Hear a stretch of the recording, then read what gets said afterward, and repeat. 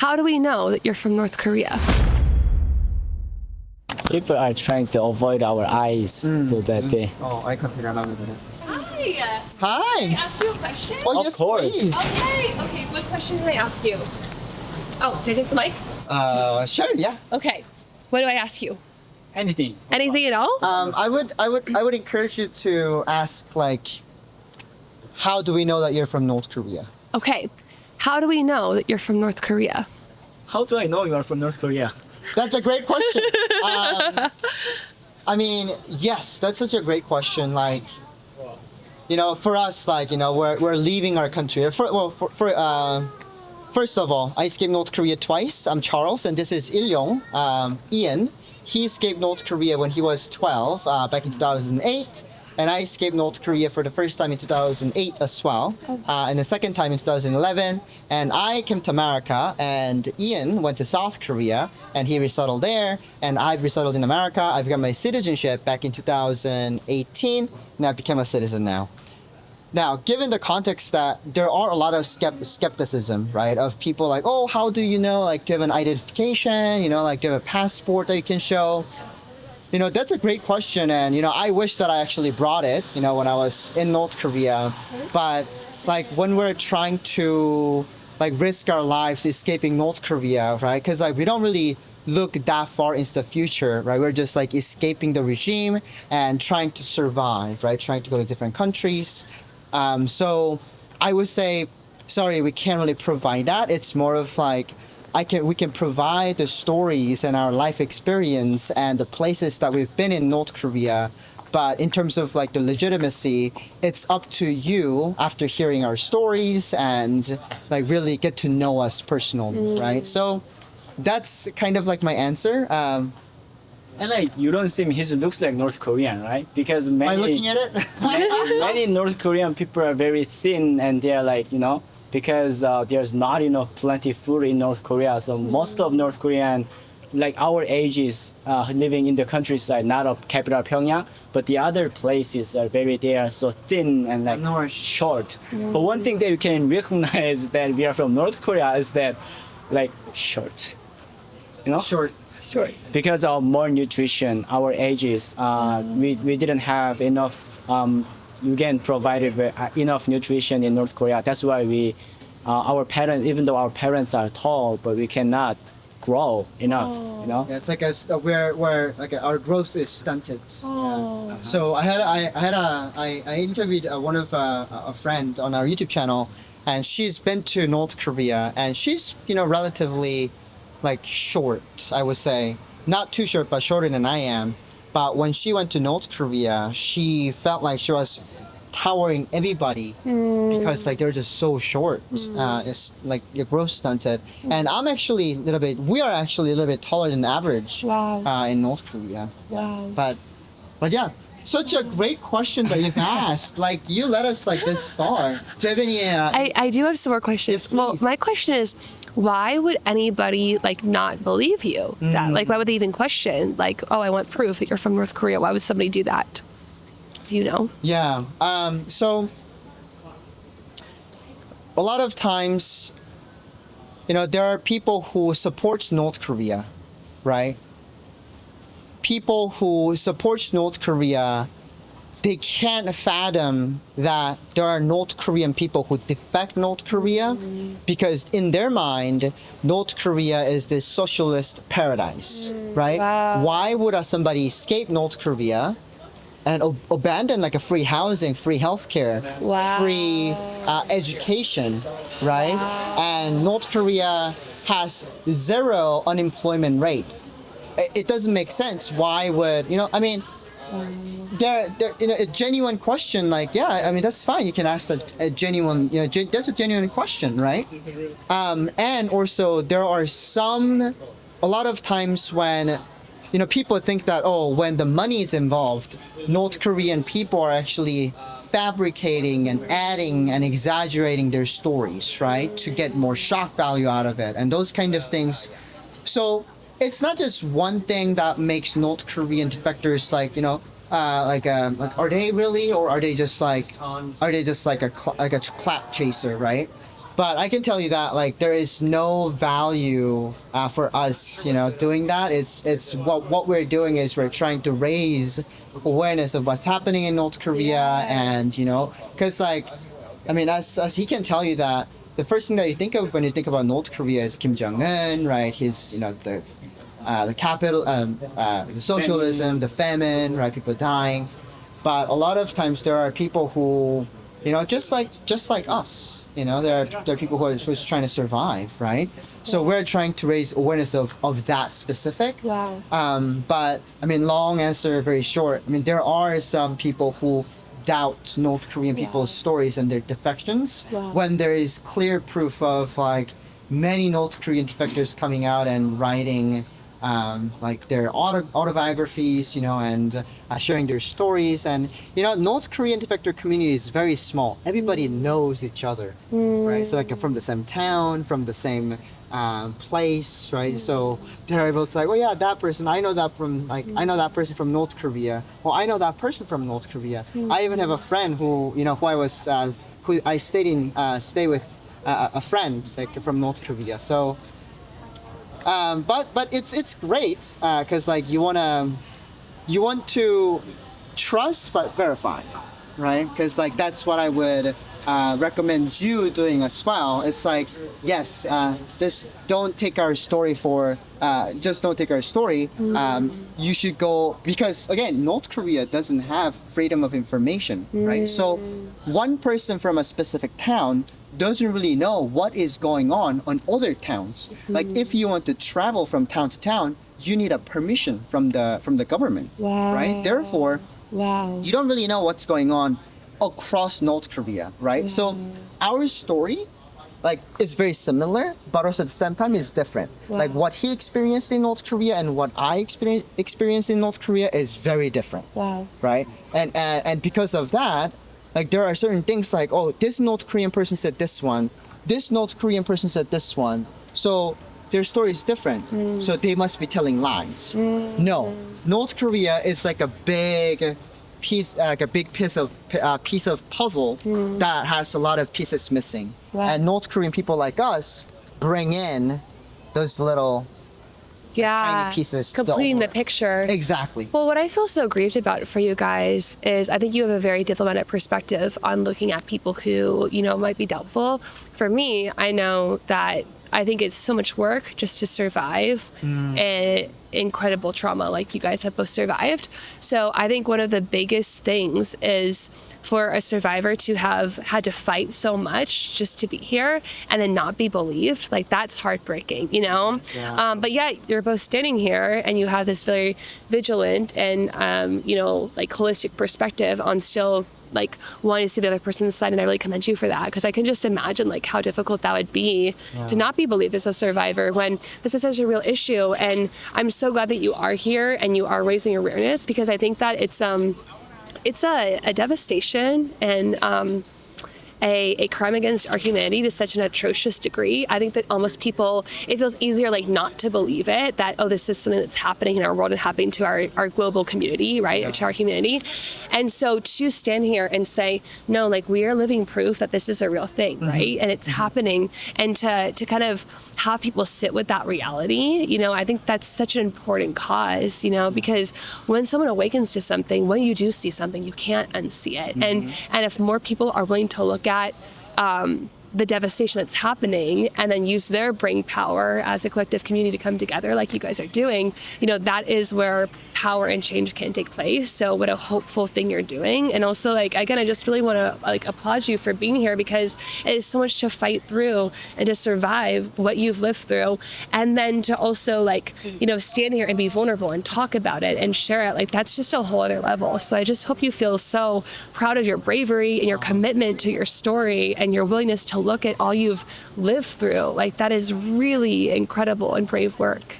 Thank you so much for that's very kind of you. Yeah. And oftentimes, like you've briefly mentioned about the trauma and mental health issues. Yeah. There are actually, in fact, a lot of North Korean defectors who struggles with that currently.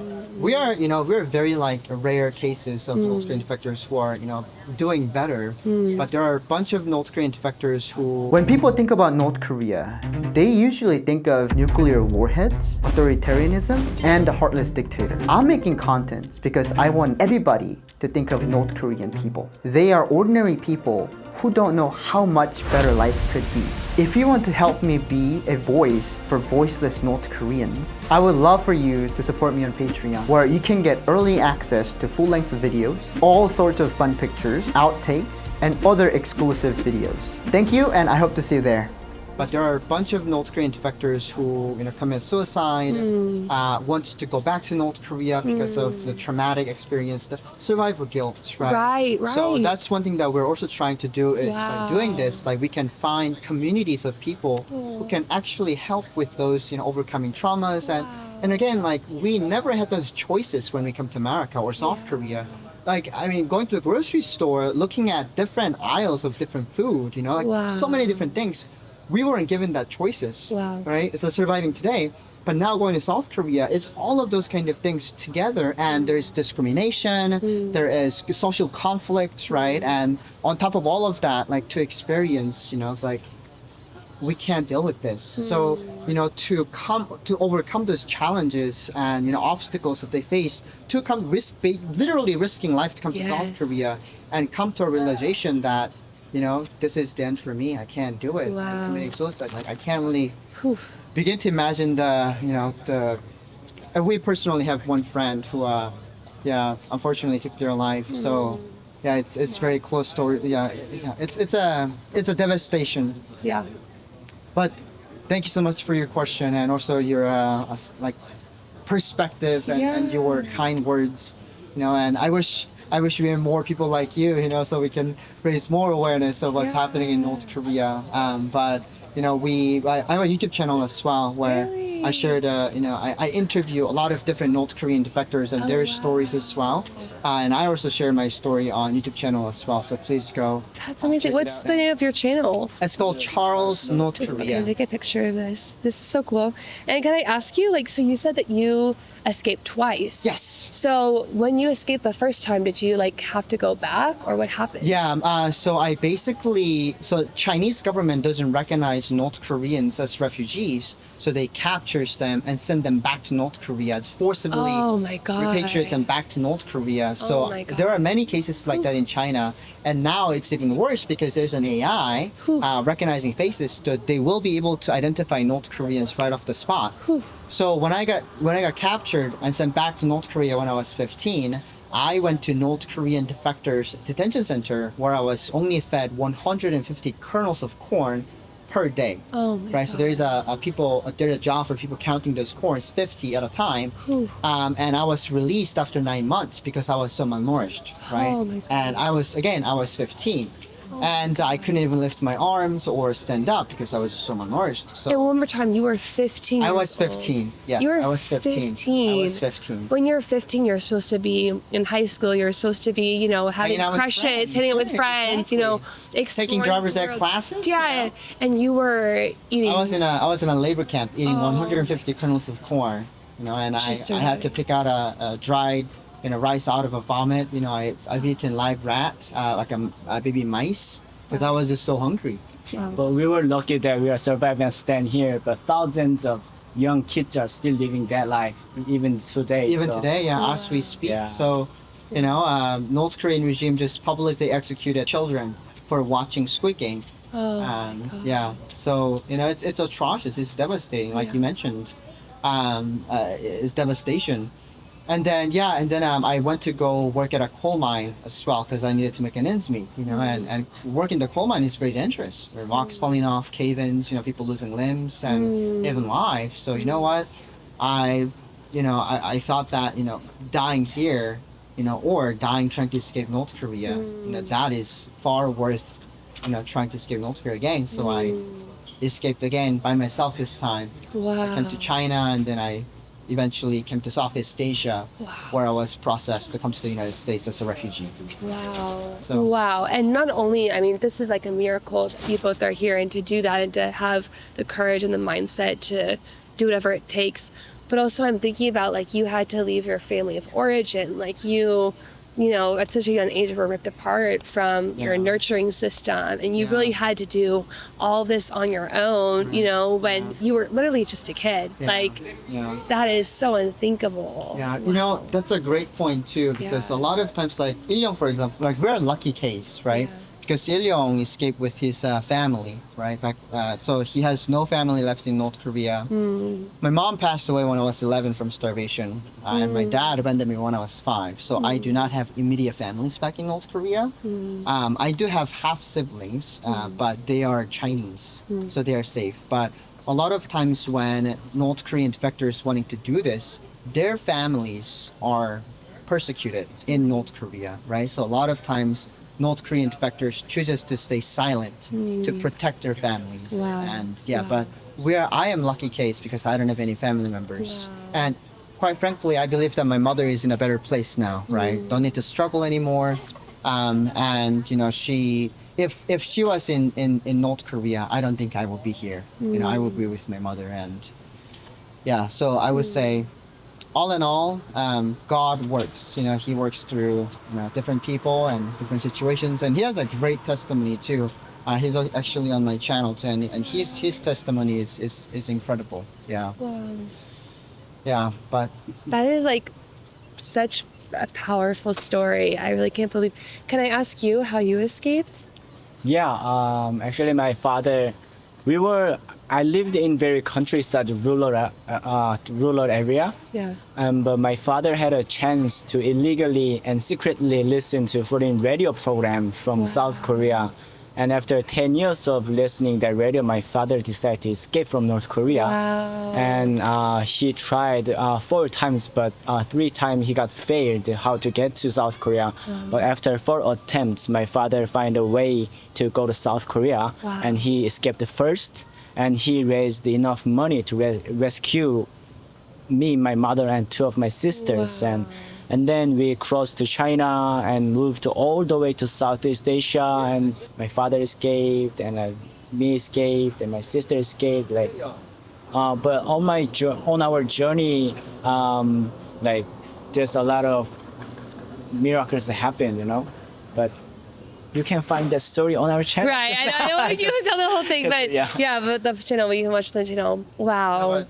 Thank you so much for such a great questions, and you know, I wish there were more people like you, honestly, you know, who's just so curious and wanting to ask questions, and you know, and like willing to listen to us, you know, because people are busy. You know, like they're just like, oh, that's fine, but you know, taking time to like listen to our story. I think that's such an amazing, and you care deeply about, you know, humanity and the issues. When I was in North Korea, we didn't even learn the word human rights. There is no such word exists. I can't even imagine, like, it just not even being in your vocabulary, and the work it must have like taken to just reclaim so much of that too, on top of surviving. Like, you guys have done so much work just to be here. Like, how miraculous, you know? And again, like how powerful that you're allowing yourself to be a voice and to not only raise awareness for, again, this like just atrocious, devastating thing happening in our world, but to also want to be a voice for other survivors, saying like, hey, it's worth staying, and there's still hope for a beautiful life where you can live and you can thrive, and like you're walking testimonies of that. That's really, really powerful. And I'm so glad you're here, and I know that there are more people who want to listen and like hear this. So thank you for having the bravery just to stand here and share, and for having a YouTube channel, and just being, again, willing to share a story, because I know how vulnerable that is, but there's so much power in that. And I feel excited and hopeful for just everything that is coming along with your story, and with everything you've done just to live into this point. Like, it's all unto something, and you did that. Like, you really did that. Like, it took so much, and you did that. To be here. Like, I just want to say thank you. Like, thank you for being here. Thank you very much. We also have a nonprofit as well. It's called the Freedom Bridge Foundation, where I try to focus much on the post-resettlement and with their mental health, and just bring them to America and just like show them like, hey, life could be better. Like you don't need to be in survival mode anymore. Yeah. Now you can be in a dream mode because you're in a country where,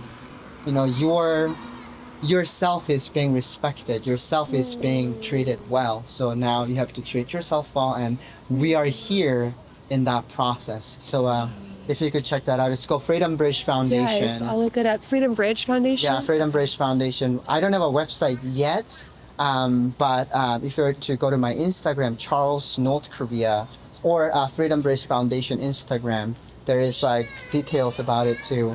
So if you could check that out, that would be amazing. Nice to meet I'm you. Charles. So nice to meet you. Nice to meet you.